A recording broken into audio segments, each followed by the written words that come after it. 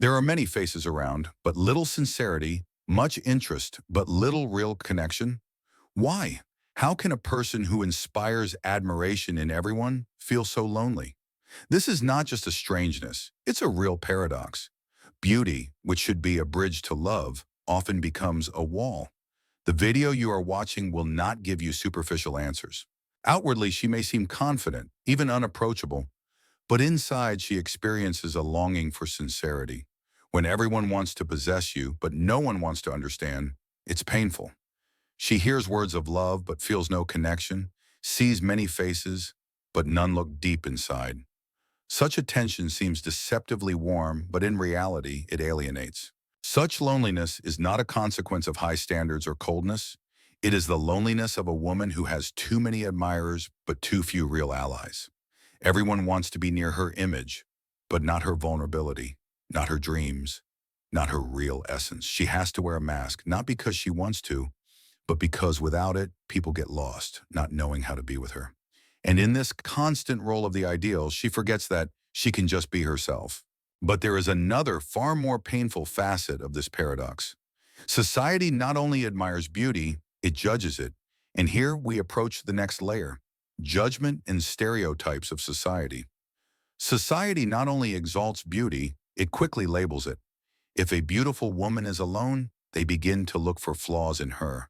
She must be too picky, have a difficult character, or simply be hunting for wealth. An appearance that was initially praised suddenly becomes a cause for suspicion. Such a woman seems to have no right to simply be a human with feelings, disappointments, and searches. She must meet a set of expectations, be charming, easy, accessible, but at the same time unattainable and mysterious. People judge not by actions but by image, and this image is often formed not by her, but by collective perception.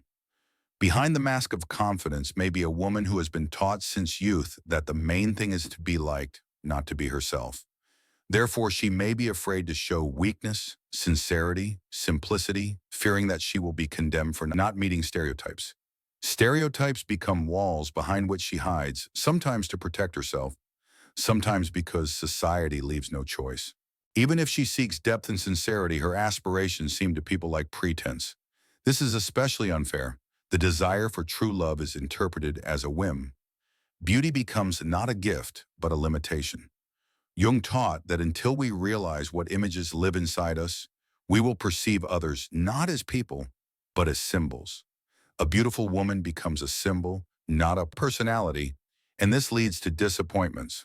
Judgment kills the possibility of sincerity, because how can there be an honest dialogue if one speaks with a person and the other with an illusion? And yet, behind this cultural and psychological layer lies a much more ancient mechanism from childhood. Through fairy tales, myths, and movies, we have been instilled with the image of the ideal woman: mysterious, inspiring, beautiful. It is here that one of the most powerful archetypes that Jung spoke about comes into play. The archetype of the muse, and deep difficulties in building real relationships are associated with it.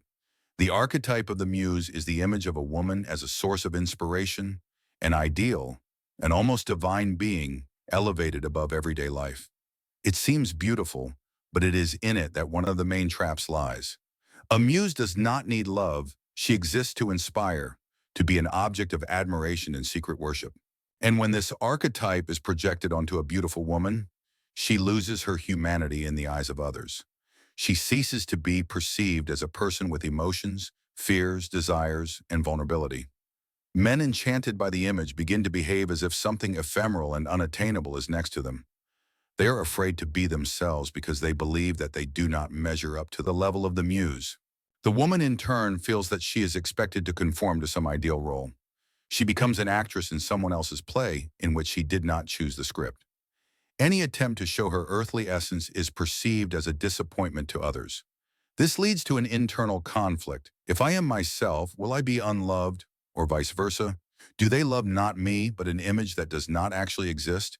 Here you will hear what is kept silent. Together we will delve deep into where our desires, fears, images, and illusions are born. It is there that the answer to the question is hidden. Why do so many beautiful women remain alone? Stay until the end, and you will see how in the world of external brilliance, you can find inner truth, how a living soul, yearning for the real, hides behind the mask of the ideal. Thus, a painful tension is formed between who she is and who they want her to be.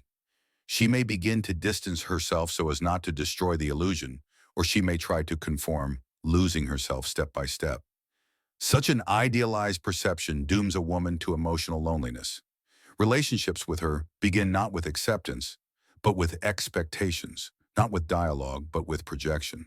This makes any attempt to build real intimacy incredibly difficult, and even if a man sincerely wants to be closer, he may not be ready to face her complexity, depth, and internal contradictions.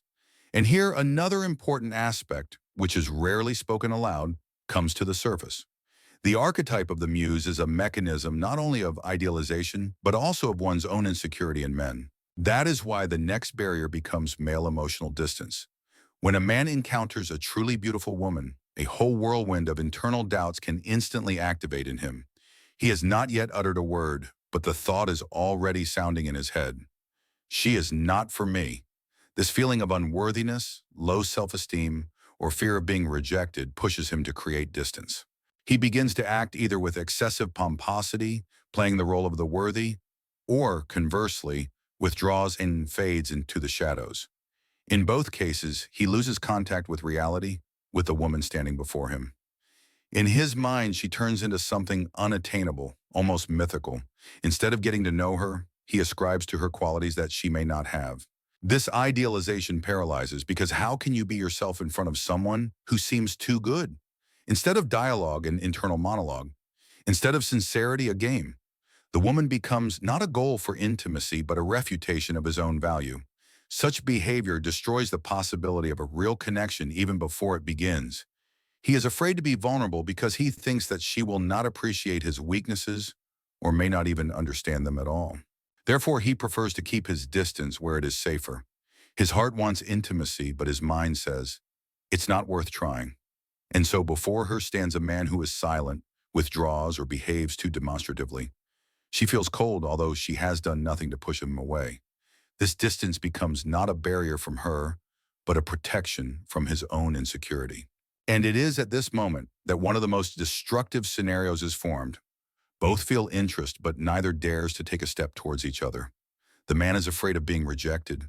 The woman is afraid of becoming invisible again behind the image that was imposed on her.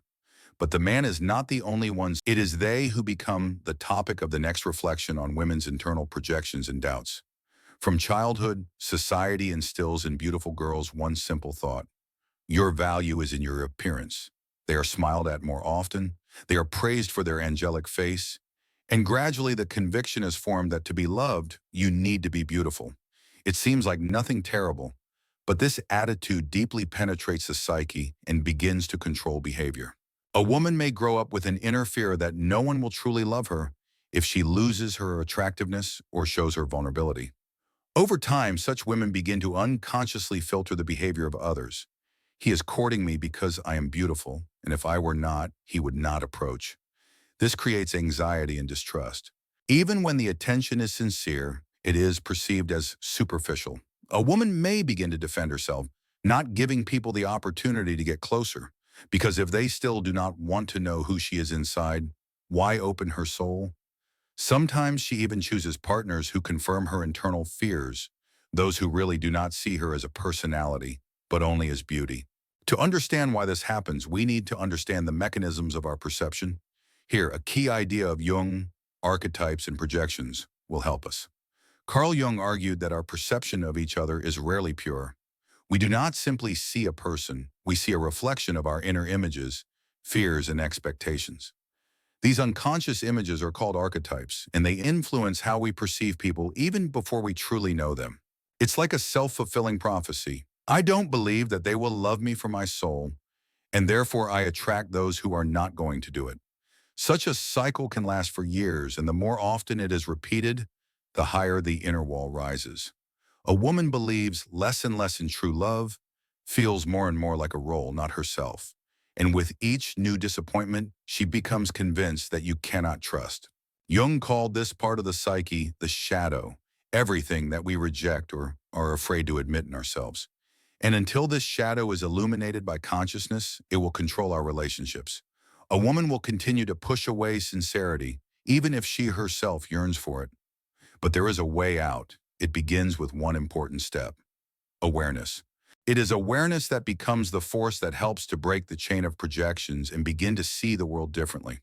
Awareness is not just a fashionable word, it is a deep inner work that requires courage and honesty with yourself. It begins with the question, who do I really see before me? A person or my own image? When a man stops perceiving a woman as an ideal or an object, he begins to see in her a living person with her joys and sorrows, fears and hopes, dreams and vulnerabilities. This discovery is not always pleasant, but it is always honest. For a woman, awareness is the ability to ask herself a difficult question. Who am I if you remove the external shell? What do I want to give and what do I want to receive in a relationship? Such an approach requires courage because it destroys illusions. But it is in the destruction of old images that the possibility of a real connection is born.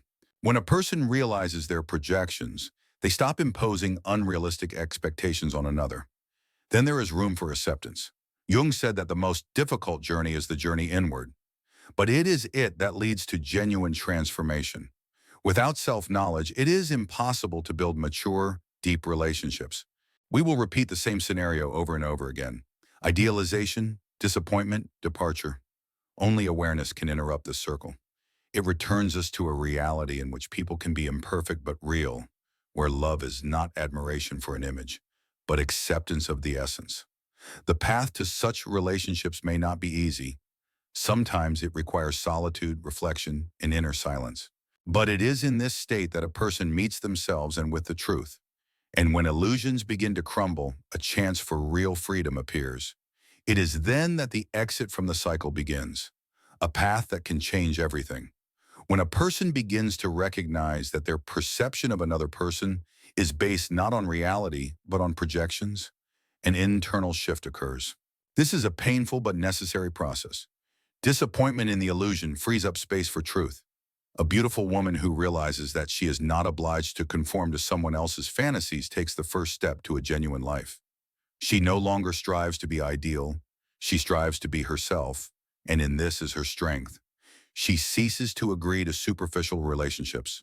She notices who is talking to her for real and who is only playing with the image. This is not arrogance, this is maturity. Such a woman is no longer afraid to disappoint those who love only the picture in her. She realizes that if a person is not able to see her depth, then he is not ready for a genuine connection. This understanding frees her. She begins to choose not those who admire her, but those who respect and understand her. For a man, this path also begins with the rejection of the internal complex, I am not good enough. He stops being afraid to be vulnerable in front of a woman whom he previously idealized. He learns to see in her not a dream, but a person with whom you can build a dialogue. It is this that opens the way to mature relationships, where two people meet in reality, not in fantasies. When a man sees a beautiful woman, he may instantly recognize in her a goddess, a muse, an ideal but not the woman herself. Archetypes of the unattainable, perfect, almost supernatural are triggered in him. This forms a projection, an inner picture that a person imposes on another.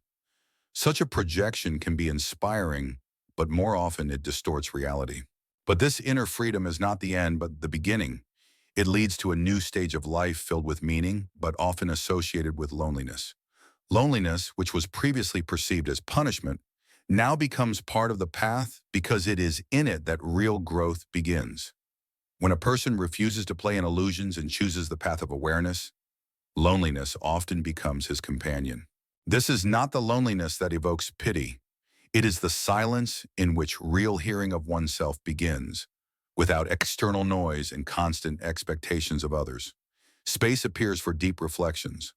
A person begins to see not only their desires, but also fears, vulnerabilities, and unconscious patterns of behavior.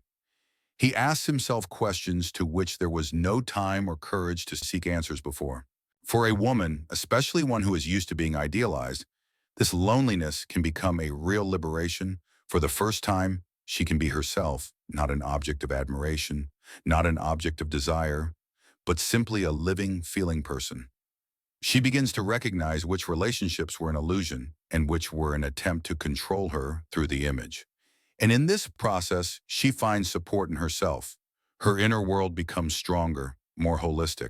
It is in such moments that a new sense of dignity is often born, not as a reaction to external evaluation, but as a deep knowledge of one's own value. This changes everything. A woman who has gone through this loneliness no longer agrees to less. She is not afraid to be alone because loneliness is no longer perceived as emptiness. It becomes a space for growth, strength, and preparation for a real meeting. But the same applies to men. The one who realized his projections and came out of the role of the hunter for the image can also remain alone. And in this silence, he, perhaps for the first time, meets himself real, not ideal, but alive. And then it becomes obvious that relationships are not just an interaction of two people. It is a reflection of what is happening inside ourselves. Because every interaction with another is a mirror in which we see our own soul. Jung argued that every person with whom we enter into emotional contact reflects something from ourselves, light or shadow. And this is especially evident in love relationships. We attract not those who just like us, but those who involuntarily activate our deep beliefs, fears, hopes. Therefore, when a man sees an unattainable ideal in a woman, he is actually faced with his own insecurity, a desire for recognition, or a need for approval. He unconsciously uses the woman as a screen onto which he projects what he is not ready to admit in himself. A woman, in turn, may choose partners who confirm her internal conviction that she is loved only for her appearance. These choices are not accidental. They come from the depths of the unconscious. Thus, relationships turn not into a space of love, but into an arena of psychological scenarios. Everyone plays a role, not even realizing that the script was written long before the first meeting. That is why the same disappointments are repeated. The woman remains misunderstood again. The man feels insufficient again. They accuse each other, but rarely ask themselves the question, what exactly did I bring into this relationship from my past and my psyche? Only an honest look inside allows us to see that much of what we are looking for in others is actually a reflection of what we lack in ourselves. When relationships become a mirror, not a stage for the game, genuine development begins. Then we stop looking